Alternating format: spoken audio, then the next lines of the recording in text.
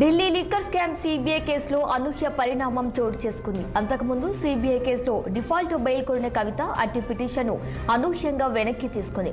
అయితే ఈ కేసులో సీనియర్ న్యాయవాది అందుబాటులో లేకపోవడంతో నిన్న కేసును వాయిదా వేయాలని కవిత తరపు న్యాయవాది కోరారు. సిబిఐ కేసులో పదే వాయిదాలు కోరటంపై జడ్జి ఆగ్రహం వ్యక్తం చేశారు. దీంతో కవిత తరపున లాయర్లు పిటిషన్ విత్డ్రా చేసుకున్నట్లు తెలుస్తోంది.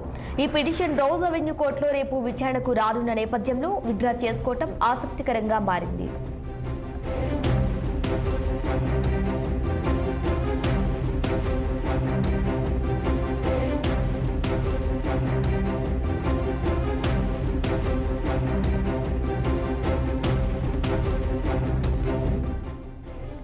ఢిల్లీ లిక్కర్ స్కామ్ సిబిఐ కేసులో అనూహ్య పరిణామం చోటు చేసుకుంది. అంతకుముందు సిబిఐ కేసులో డిఫాల్ట్ బెయిల్ కోరిన కవిత అట్టి పిటిషన్ను అనూహ్యంగా వెనక్కి తీసుకుంది.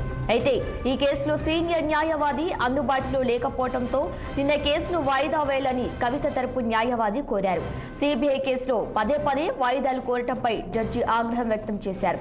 దీంతో కవిత తరపున లాయర్లు పిటిషన్ విత్డ్రా చేసుకున్నట్లు తెలుస్తోంది. ఈ పిటిషన్ రోజ్ అవెన్యూ కోర్టులో రేపు విచారణకు రానున్న నేపథ్యంలో విత్డ్రా చేసుకోవటం ఆసక్తికరంగా మారింది.